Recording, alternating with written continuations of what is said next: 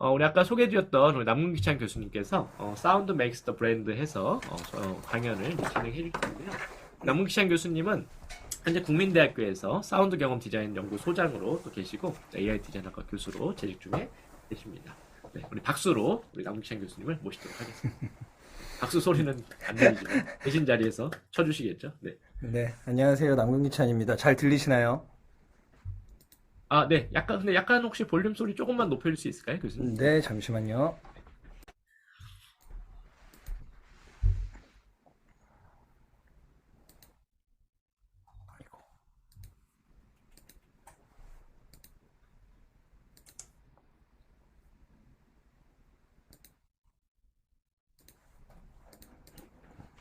네, 지금은 어떠신가요?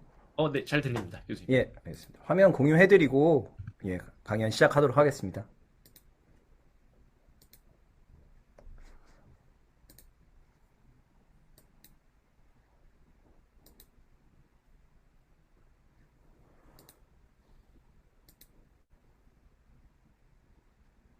네, 화면 잘 보이시나요?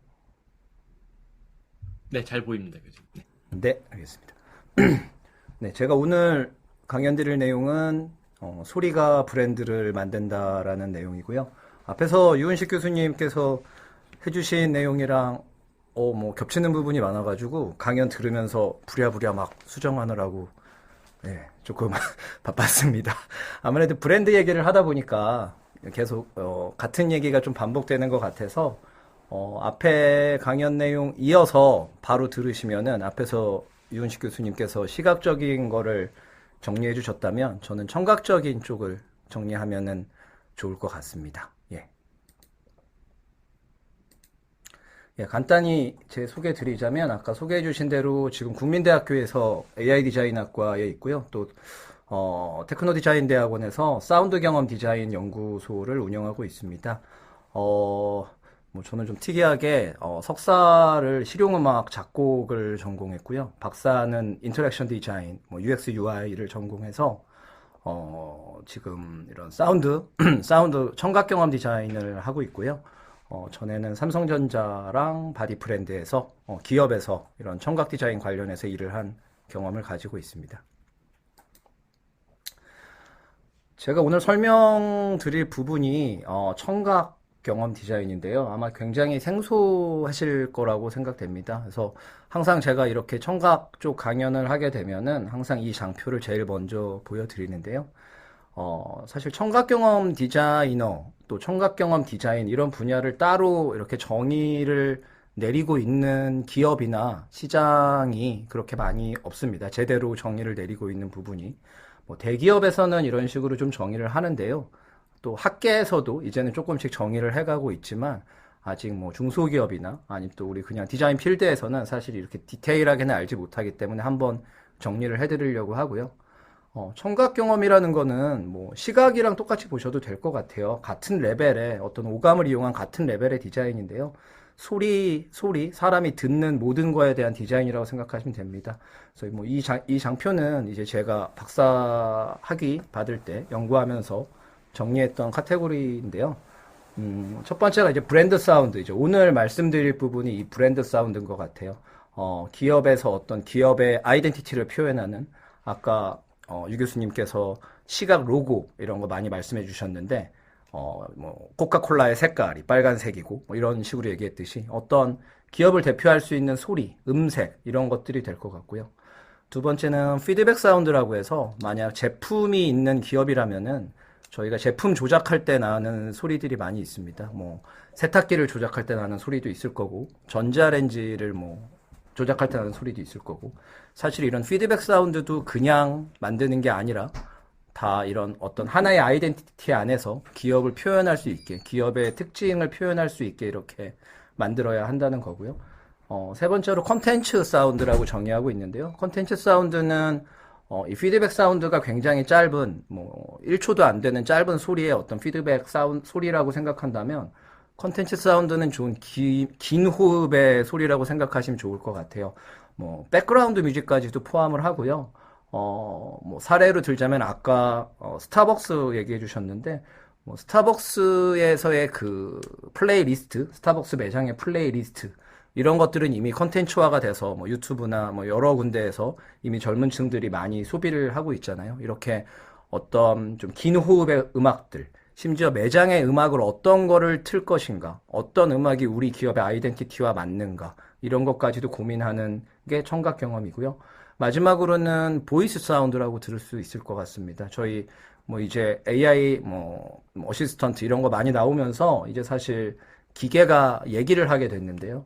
그 기계의 목소리를 어떤 목소리를 쓸 것인가, 어떤 어투를 쓸 것인가, 뭐 남자여야 되나, 여자여야 되나, 뭐 이런 것들. 그리고 페르소나라 그러죠. 그래서 우리의 이 목소리는 어떤 개성을 가진, 어떤 성격을 가진 목소리여야 되나, 이런 거를 정의하는 것까지. 뭐 크게 이렇게 한 4가지 정도가 저희 청각 경험 디자인에서 다루는 부분이고요. 말씀드렸지만 이 4가지가 이 밑에 있듯이 이 아이덴티티, 우리 아까 앞에 유 교수님 강연에서도 아이덴티티 얘기 굉장히 많이 하셨는데요. 이 결국 이 사운드 아이덴티티라는 게 하나가 정의가 돼야 이 아이덴티티 안에서 이런 다양한 소리들을 다 관리할 수 있다라는 게 가장 중요하다고 할 것 같습니다. 네, 아까 사실 이 장표도 사실 아까 유 교수님 장표에 살짝 있었는데요. 브랜드 얘기를 하다 보니까 계속 나오는 것 같아요. 결국은 소리로 커뮤니케이션을 하든 고객과 뭐 기업이 커뮤니케이션을 할 때 소리로 커뮤니케이션을 하든 눈으로 보이는 시각으로 커뮤니케이션을 하든 결국은 아이덴티티를 전달하고자 하는 거거든요. 기업은 우리 기업이 이렇게 보였으면 좋겠어라는 아이덴티티를 전달하는 거지만 사실은 그 전달이 100%다 되지 않습니다. 그래서 소비자들은 그 이미지를 다르게 느낄 수도 있기 때문에 항상 아이덴티티와 이미지에 대한 조사를 해야 되고 뭐 아이덴티티와 이미지가 100% 동일하게 맞아 떨어진다면은 그만큼 좋은 게 없겠지만 사실 그런 경우는 제가 뭐 기업을 다니면서 또 뭐 산학과제를 학교에서 하면서 단 한 번도 본 적이 없기 때문에 항상 이런 조사가 사전 조사가 꼭 필요하다는 점을 먼저 말씀드리겠습니다. 기업과 소비자의 커뮤니케이션, 뭐 접점 이런 얘기 아까도 많이 해주셨는데 이 감각 접점, 경험 접점, 이제 터치 포인트라는 얘기를 저희가 많이 합니다.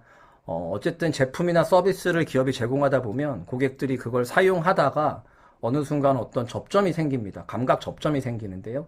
사실 여태까지는 대부분 시각적인 접점에 의지해서 브랜딩을 많이 해왔습니다. 아까 앞에 강연에서 보셨듯이 다양한 브랜딩 사례들이 다 시각적으로 이루어졌는데요. 실제로 어느 보고서에 따르면은 기업이 소비자랑 커뮤니케이션을 할 때 시각을 활용하는 경우가 한 80% 정도라고 하고요. 청각을 활용하는 경우가 한 10% 정도였다고 합니다. 근데 이 조사가 한 5, 6년 전 조사니까요.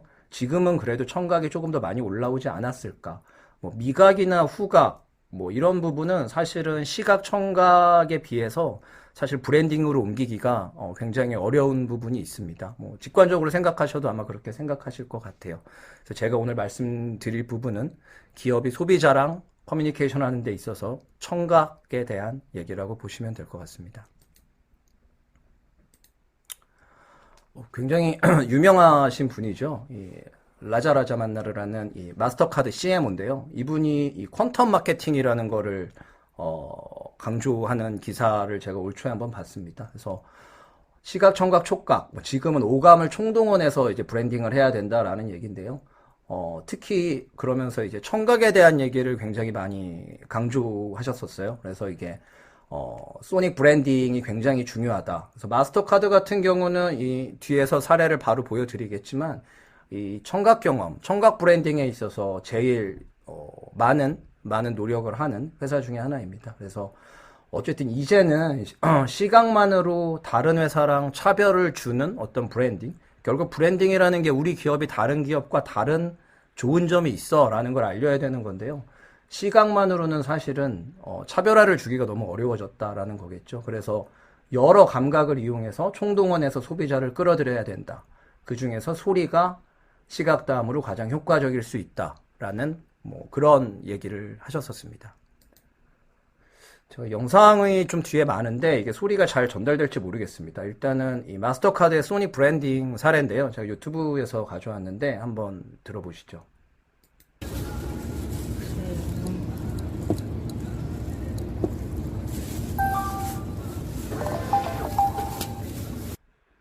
잘 들리셨는지 모르겠습니다. 이 마지막에 이제 마스터카드를 사용하고 나면은 저 짧은 마스터카드의 저 브랜드 사운드가 이렇게 나오게 되어 있는데요.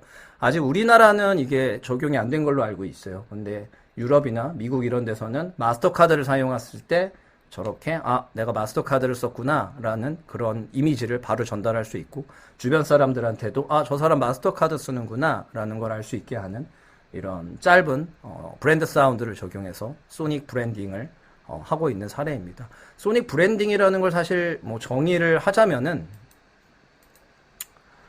사실 소리라는 의미의 소닉이랑 브랜드와 작업을 뜻하는 브랜딩이 합쳐진 단어입니다. 결국은 뭐 소리나 음악 같은 청각적 요소를 통해서 소비자들한테 이 특정 브랜드를 계속해서 떠올리게 하는 마케팅 기법인데요.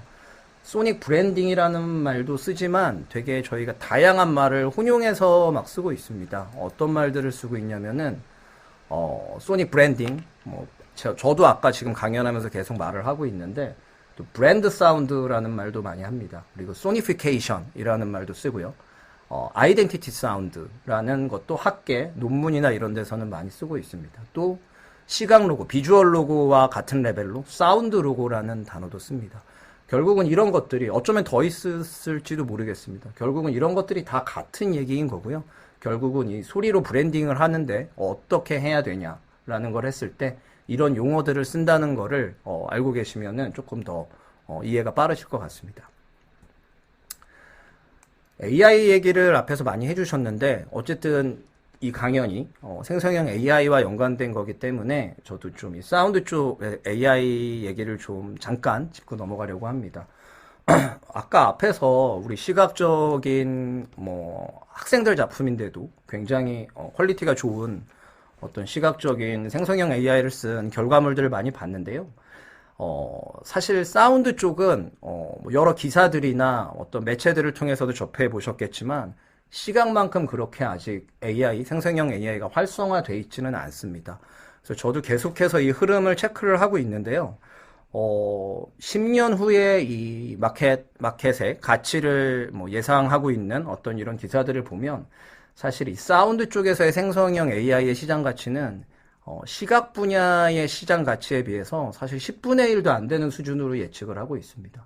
그만큼 뭔가 사운드 쪽이 뭔가 더 활용도가 어렵고 아직 사람들이 쓰기에 불편하다라는 얘기로 반증할 수 있을 것 같은데요. 몇 가지 툴들을 아마 써보신 분들도 있을 거고 안 써보신 분들도 있을 텐데, 아이바라는 제일 대표적인 생성형 AI 툴인데요.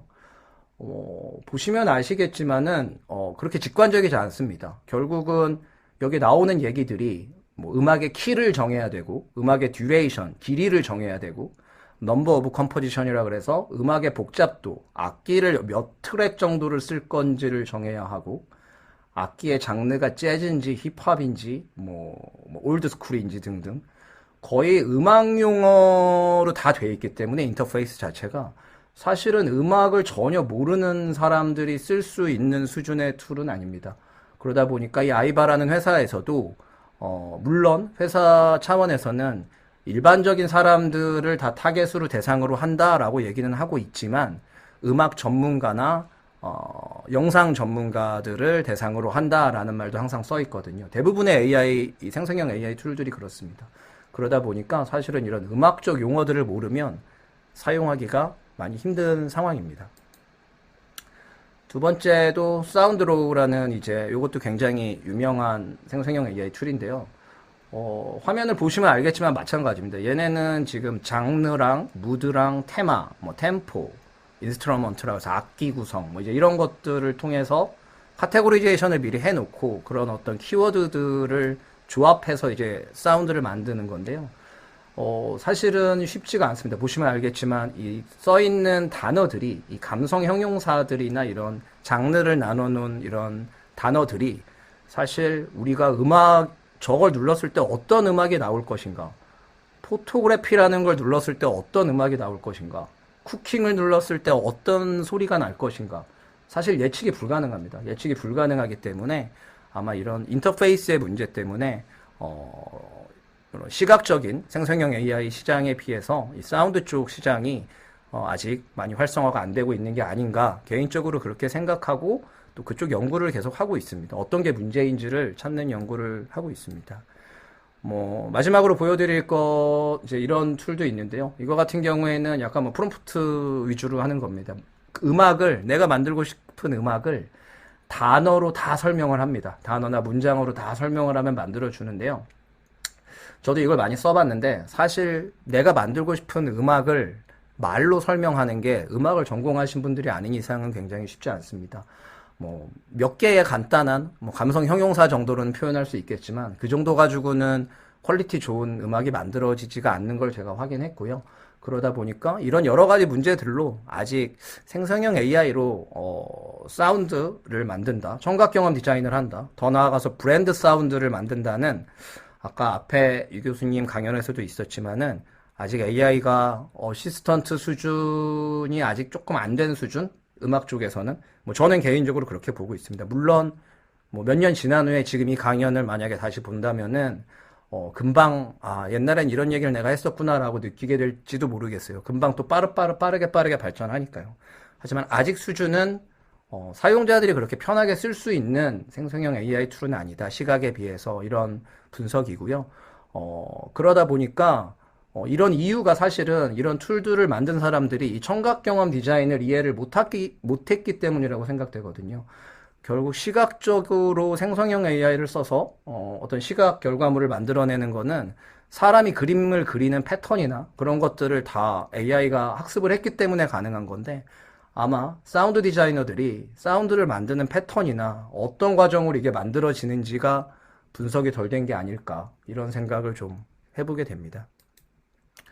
결국은 우리가 지금 이 시점에서는 앞에서 말씀드린 어떤 브랜드 사운드를 우리가 만들기 위해서는 AI를 써서 만들든 아니면 우리가 직접 이런 뭐 미팅을 통해서 사운드 디자이너와 미팅을 통해서 만들든 결국은 저 음악적인 언어를 알아야 할 필요가 있다는 결론이 나오는데요.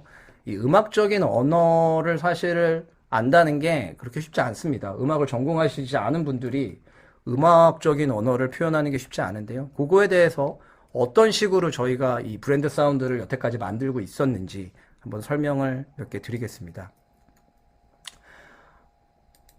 보통 저희가 앞에서 브랜드 아이덴티티라는 얘기를 많이 했는데요. 아이덴티티의 구조도는 보통 이렇게 되어 있습니다. 뭐 기업 아이덴티티가 있고 브랜드 아이덴티티가 있고 그 안에 프로덕트 아이덴티티가 있고 제일 작은 범위의 비주얼 아이덴티티라는 게 있었는데요.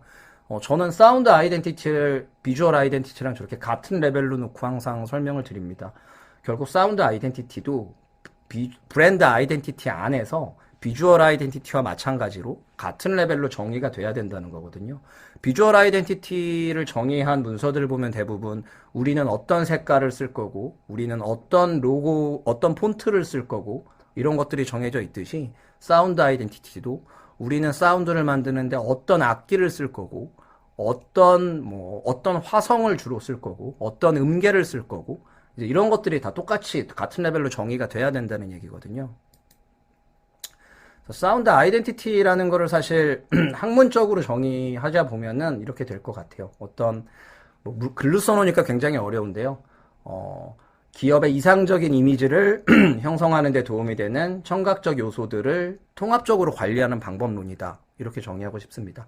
아까 앞에서 말씀드린 대로 뭐 브랜드 사운드, 피드백 사운드, 뭐 컨텐츠 사운드, 보이스 사운드 이런 것들을 이런 청각 요소들을 통합적으로 관리하기 위해서 어떤 규칙이 필요한데 그 규칙이 사운드 아이덴티티다라고 보시면 될 것 같아요. 네, 요거는 뭐 너무나 많이 들으셔서 이제는 아마 감흥 없이 들으실 이 넷플릭스의 투둠이라는 사운드입니다. 사실은 이 넷플릭스의 투둠이라는 브랜드 사운드가 나온 다음부터 이 청각 경험 디자인 시장이 엄청 커졌습니다. 실제로 저희 연구소에도 이런 브랜드 사운드에 대한 문의가 굉장히 많이 들어오고 있는데요. 이 넷플릭스의 투둠이라는 브랜드 사운드는 그냥 만들어진 게 아닙니다. 이 사운드 아이덴티티 키워드가 이 4개로 정확하게 정의가 되어 있습니다. 넷플릭스는 이 사운드를 통해서 시네마틱하고 심플하고 어쿠스틱하고 아날로그적인 느낌을 전달하기 위해서 이 4가지 키워드를 정의하고 이 4가지 키워드를 음악적으로 표현할 수 있는 작곡가를 컨택을 해서 굉장히 오랜 시간 동안 연구를 해서 저 2초 남짓한 투둠이라는 사운드를 몇십억을 들여서 만든 케이스입니다. 이런 사운드 아이덴티티 키워드들, 아까 보통 대부분의 아이덴티티는 이렇게 키워드들로 정의가 되는데요. 이 사운드 아이덴티티 키워드들을 정의를 먼저 해야 됩니다. 이걸 누가 정의하냐? 결국은 디자인 관련 부서, 또 마케팅 관련 부서 사람들이 다 같이 모여서 정의를 해야 됩니다. 물론 사운드 디자이너도 필요합니다. 그래서 이 세 사람들이 각각 다른 분야의 여러 담당자들, 이해관계자들이 모여서 이 사운드 아이덴티티 키워드를 정의하는 과정이 필요합니다.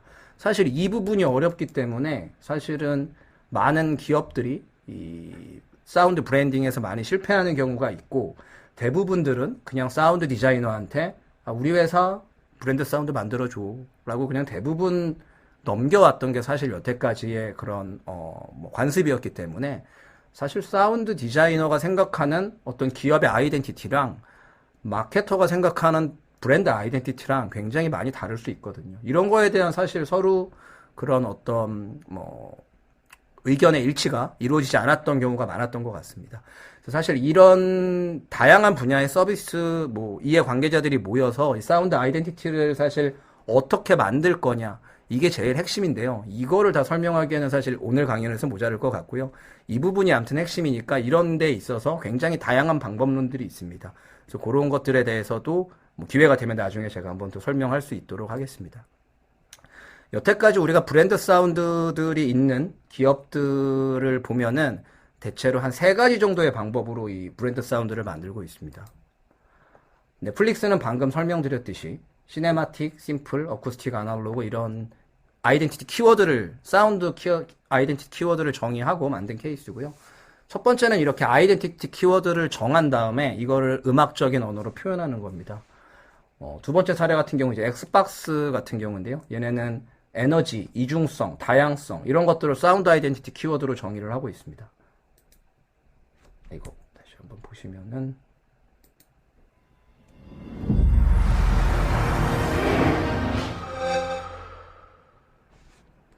네, 이렇게 되어 있고요. 또 저희 잘 아는 국내 브랜드인 제네시스 같은 경우에는 뭐 저런 4가지 언어들을 키워드로 실제로 정의를 해놓고 있고요.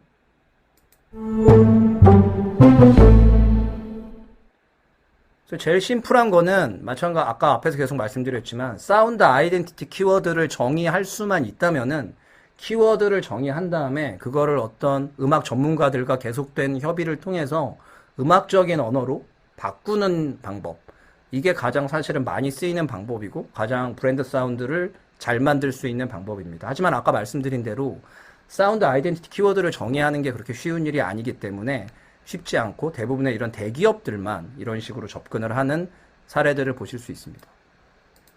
두 번째 사례는 비주얼 로고를 그대로 소리로 바꾸는 겁니다. 이 지멘스 같은 경우에는 여기 보시면은 이 점이 9개가 있습니다. 이 점이 9개가 있는데요. 이 로고에, 브랜드 로고에 이 점이 9개가 있는데 이 로고의 9개의 점을 그대로 사운드로 표현을 하고 있습니다.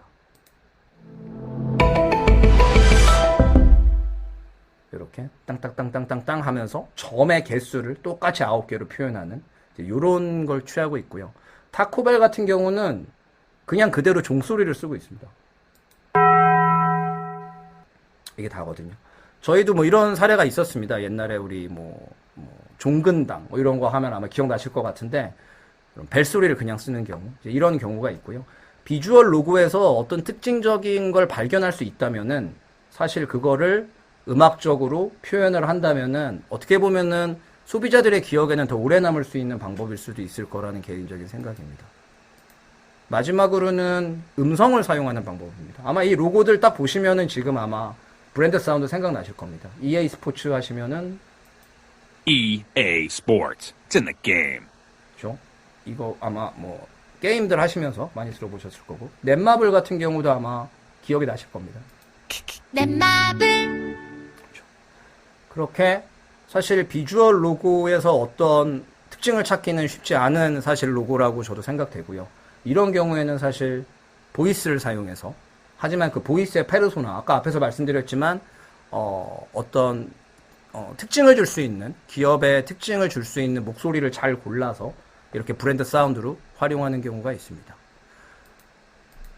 브랜드 사운드를 이렇게 만들다 보면은 굉장히 많은 시안들이 나올 겁니다. 아까 저희가 앞에 강의에서도 봤지만 예를 들어 뭐 뉴발란스의 어떤 여러 가지 시안들을 오듯이 사운드도 사실 여러 가지 시안들이 나오게 됩니다. 그럼 이 시안들을 어떻게 결정할 거냐? 사실 이 부분도 굉장히 중요한 문제거든요.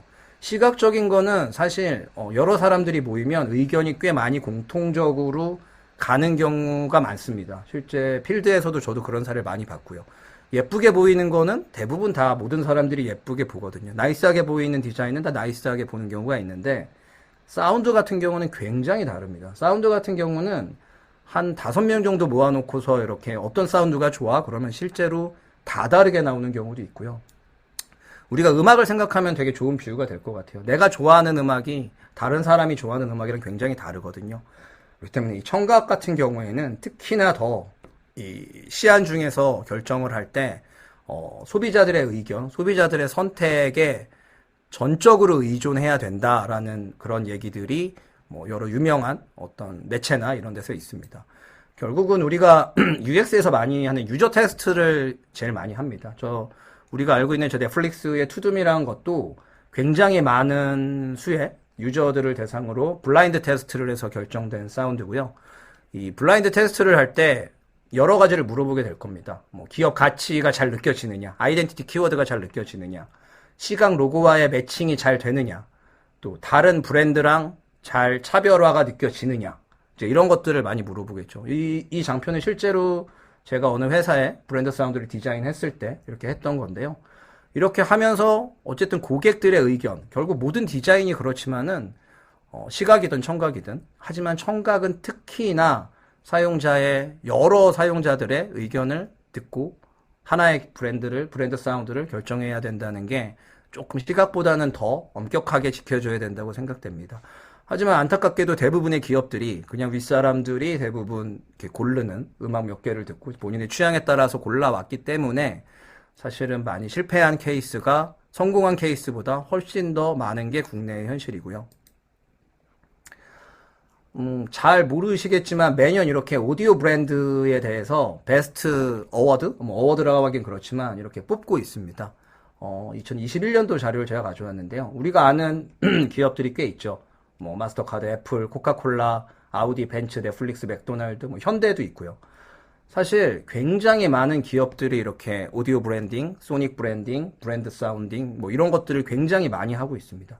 하지만 보시면 알겠지만 국내 기업들이 그렇게 많지 않습니다. 지금 보시면 현대, 삼성 정도 보이는 것 같아요. 그죠? 그래서 사실 우리나라는 이 청각 경험 디자인, 특히 브랜딩 사운드 쪽에서 굉장히 많이 뒤처진 상황이고요. 안타깝게도. 하지만 이제라도 많이 지금들 관심을 보이고 있어서 금방 또 발전하지 않을까 생각됩니다. 이 청각 경험 디자인이라는 게 사실은 디자인 분야에서도 되게 생소했고 디자이너들조차도 사실은 잘 몰랐던 분야였습니다. 근데 점점 많이 인식이 확장됐고요. 레드닷 디자인이라고 뭐 국제 세계 3대 디자인 어워드인데요. 이제 이쪽에서도 이 청각 디자인 쪽을, 사운드 컨셉 디자인 쪽을 카테고리를 만들어서 시상을 하기 시작했고요. 22년 작년에 제가 어떤 기업, 바디프렌드라는 헬스케어 기업의 브랜드 사운드를 맡아서 여기서 수상을 했습니다. 그래서 시간이 아직 있으니까 잠깐 보시자면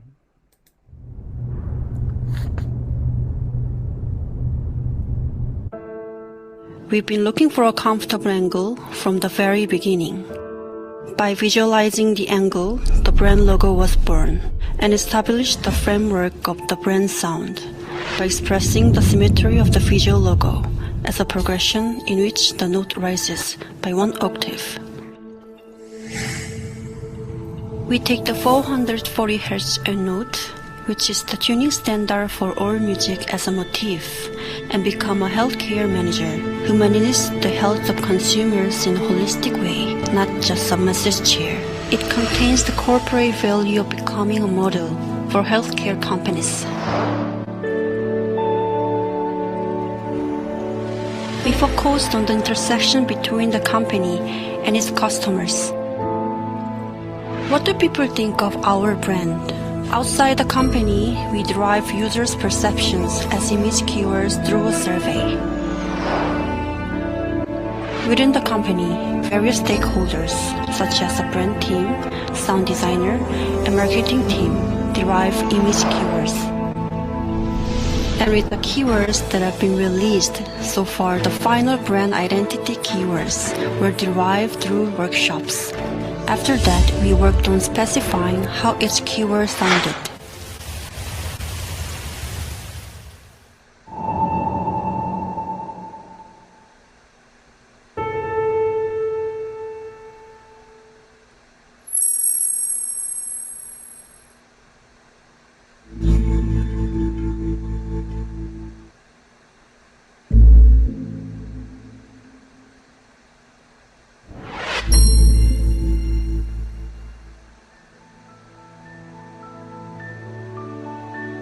The sound produced in this way was applied to the one octave ascending melody line, described above to complete the final brand sound.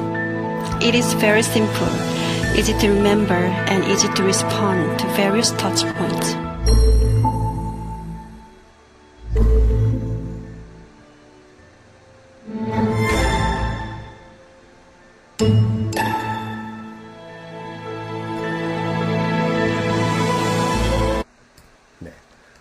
방금 보시면 알겠지만 제가 앞에서 설명드린 대로 사실 이 브랜드 사운드는 아이덴티티를 다 정의했고요. 사운드 아이덴티티를 6가지를 정의해서 각각에 맞는 소리들을 고객 설문을 통해서 찾아서 이렇게 조합을 해서 만든 경우고요.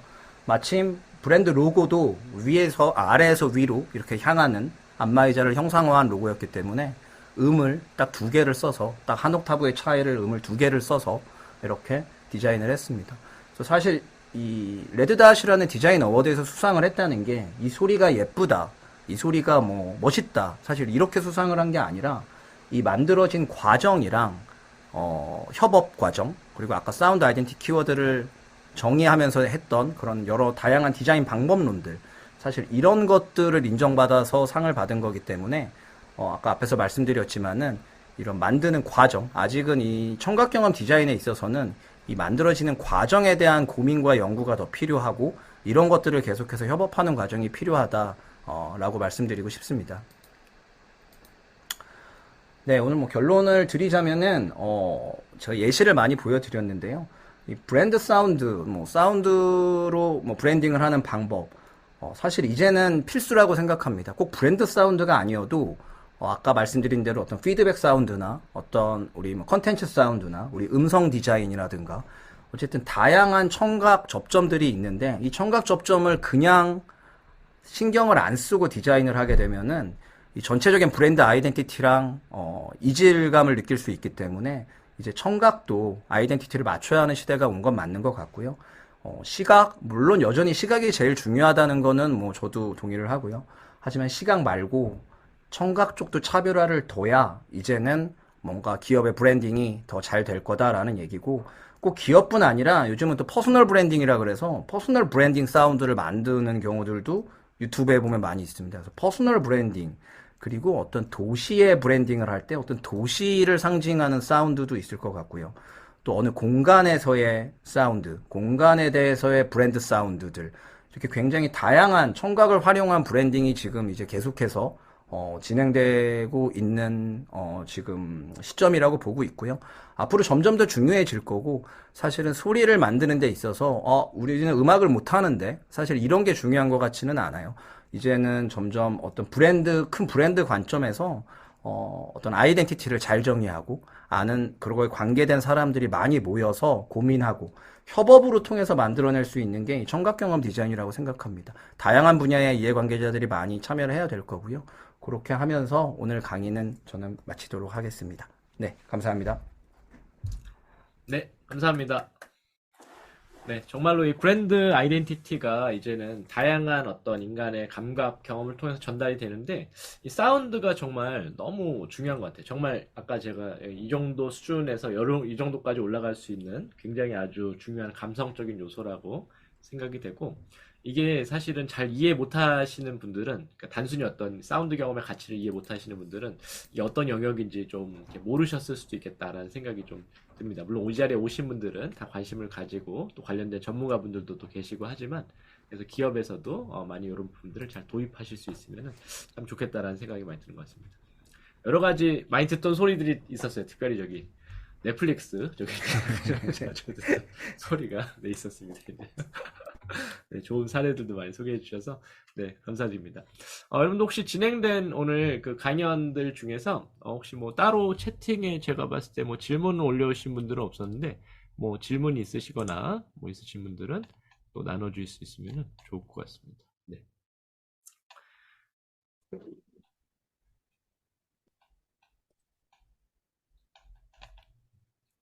네, 질문이나 뭐 의견이 있으시면은 같이 얘기해 아, 주시면. 예, 저 네. 질문 한 가지 드려도 될까요? 네네, 해주시죠. 네. 예, 안녕하세요. 저는 마리넥트라고 하는 회사에서 그 생물 생태 관련된 연구를 진행하고 있습니다. 제가 여기 계신 분들 중에 가장 이질적인 일을 하고 있을 거라고 생각이 드는데요. 제가 오늘 강연을 들으러 온 이유는 저희가 이제 해양 생태 관광이라는 분야에서도 조금 일을 하고 있는데, 이제 그쪽에서 각 지역별로 이제 그 지역의 해양 보호종이라든지 이런 거를 안내하기 위한 센터 같은 거를 운영을 하고 있습니다. 근데 대부분 그런 것들이 제대로 운영되지가 않는 경우가 많다 보니까 저희가 이제 이러저런 아이디어를 내다 보니까 이제 환경 친화적인 물질로 뭐 센터를 만든다부터 시작해가지고 뭐 3D를, 그러니까 그 VR 같은 걸 이용해서 미리 관광하게 만든다 뭐 이런 얘기를 많이들 하는데, 그것보다 사람들이 이제 방문을 했을 때 직접적으로 느끼는 시각적인 효과도 상당히 부족한 형태거든요. 근데 이제 이렇게 말씀하시는 걸 들어보다 보면 이게 사실 브랜딩이라는 게 기업체나 이런 기관에서 사용하기도 합니다만, 예를 들어서 뭐 지금 제일 그나마 유명한 게 순천만에 있는 그런 생태공원 같은 건데, 거기 이제 검은머리 물대새라는 보호종이 보통 오게 됩니다. 근데 그런 것에 대해서 보통 이렇게 사진 같은 걸 갖다 놓고 오게 됐을 때 가끔 보기는 하는데, 만약에 그런 전시관에 들어갔을 때 지속적으로 그런 보호종에 내는 소리 같은 게 어딘가에서 울려 퍼지고 있고, 그리고 뭔가를 관람하러 갔을 때 이게 뭐 특정 기간에 오면 얘네들이 이제 날아가는, 사실 새들이 날아가는데도 엄청난 소리가 나거든요. 근데 그걸 갖다가 직접 사람이 경험해 보기에는 특정 기관에서 딱 보기 전엔 모르는데, 영상 같은 걸 찍더라도 소리에 포집이 쉽지 않으니까 보통 사진으로 끝나는 경우가 많고, 그리고 외국 같은 데서는 새들이 이제 구애하는 소리라든지 이렇게 의사소통처럼 하는 소리를 모아가지고 연구에 사용하는 경우가 많은데, 아직까지 한국에서는 그런 분야가 좀 적거든요. 그래서 이제 지금 말씀하시는 내용을 듣다 보면 사실 그게 그냥 녹음만 한다고 해서 될 문제는 아니고, 말씀하신 그런 어떤 그 AI라든지 빅데이터 방식을 통해서 소리를 좀 정제하는 게 가능할지, 제 질문은 사실 이겁니다. 그러니까 대기 중에서 소리를 포집하다 보면 새들이 날아가는 소리에 여러 가지가 섞이기도 하고, 그리고 개별적인 개체들이 뭔가 대화처럼 얘기를 할 때 현장에서 하다 보니까 이게 바다는 뭐 파도 소리부터 시작해서 바람 날아가는 소리, 게다가 대부분의 바닷가들이 차가 지나가다 보니까 차가 지나가는 소리 뭐 이런 게 한꺼번에 녹음이 되거든요.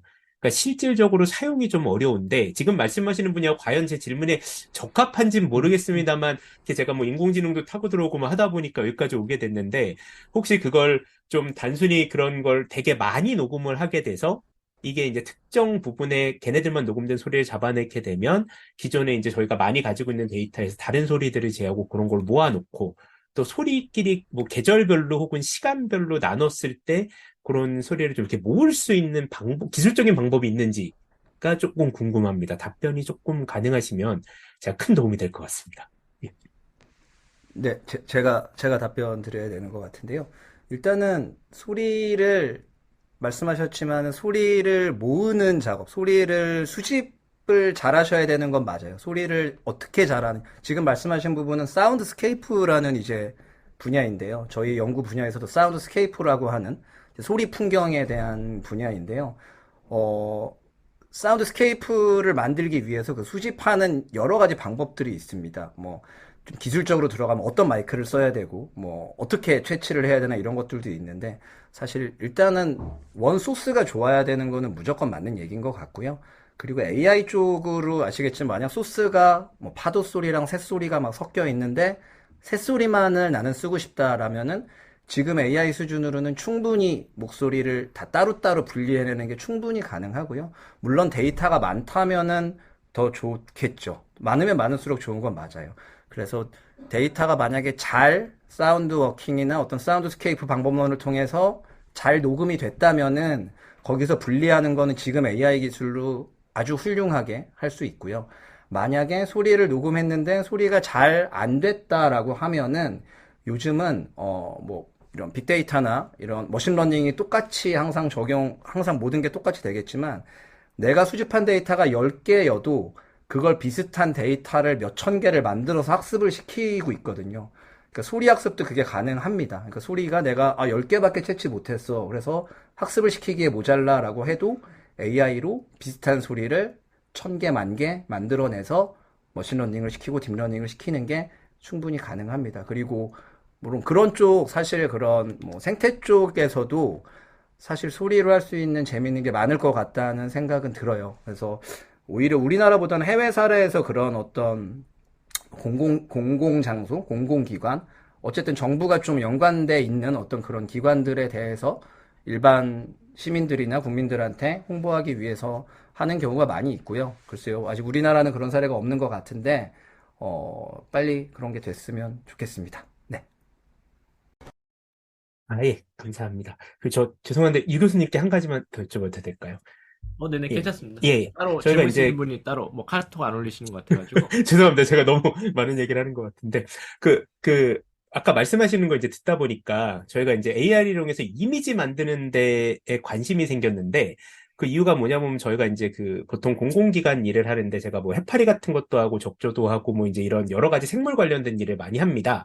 근데 이제 그런 제안서를 쓰거나 발표 자료를 만들 때 뭔가 제 머릿속에서는 만약에 해파리 같은 경우면은 이제 저희가 직접 사진을 가지고 있지 않아도 바닷속에서 해파리가 지나가는 이미지 같은 걸 첫 화면에 넣어놓고 뭔가 이제 이렇게 집중을 시키는 그런 걸 만들어내고 싶은데 제가 이런 분야에 전혀 문외한이다 보니까 첫 도전하기가 조금 힘들더라고요. 그리고 말씀하셨던 것처럼 무슨 유명한 뮤지컬이라든지 영화라든지 이런 거 같은 경우는 입력을 좀 심플하게 해도 아까 말씀하셨듯이 그래도 그럴듯한 이미지가 나오는데 일반적인 사람들이 잘 쓰지 않는 케이스를 만약에 쓰게 될 경우에는 아까 말씀하신 몇 가지 플랫폼 중에 어떤 걸 먼저 제가 시도를 해보는지 혹시 추천을 해주실 수 있으실까?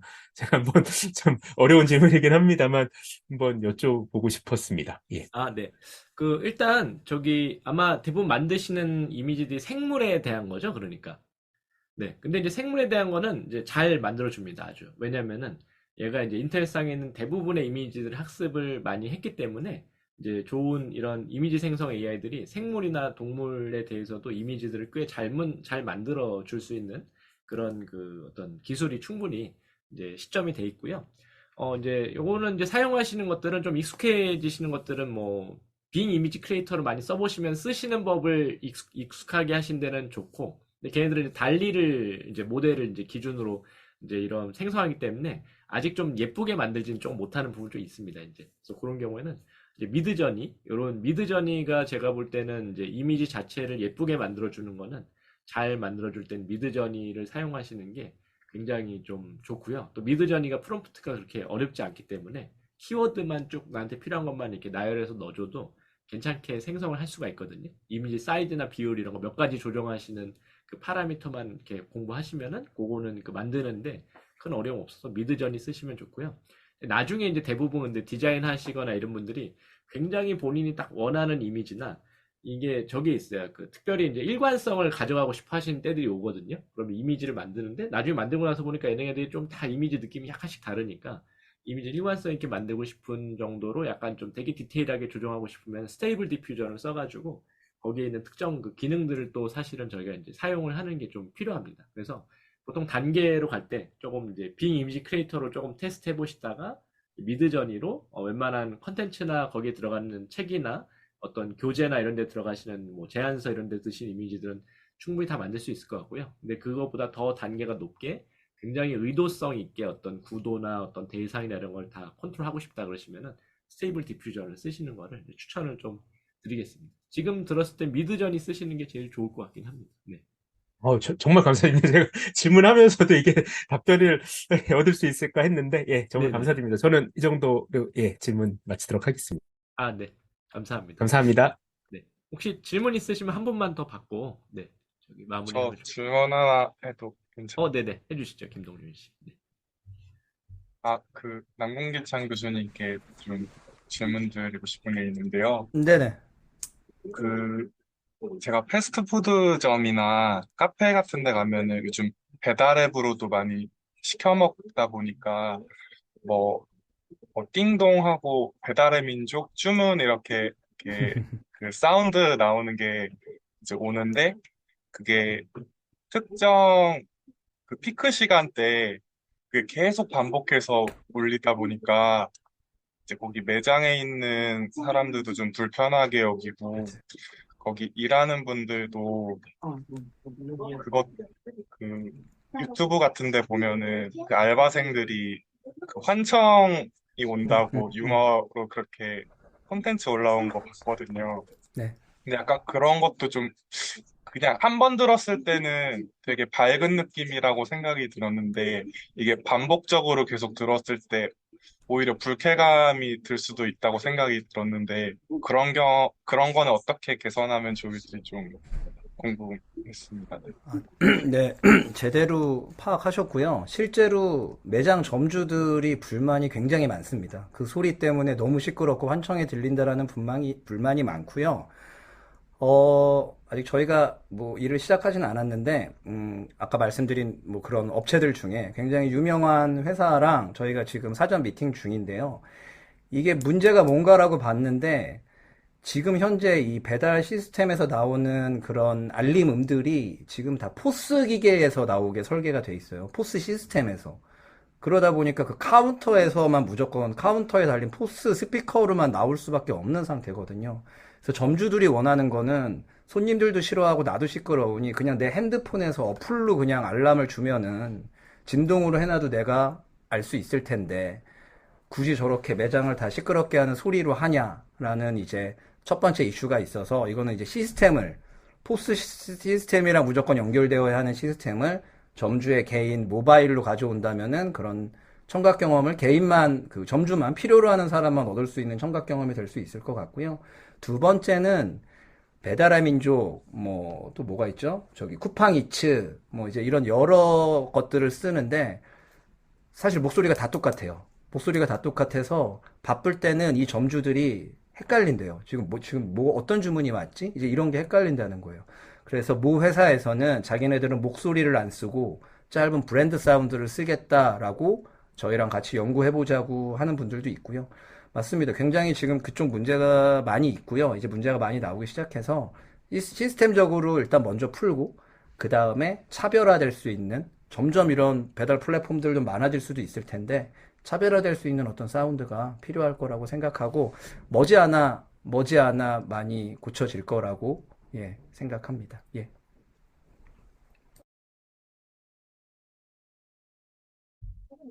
감사합니다.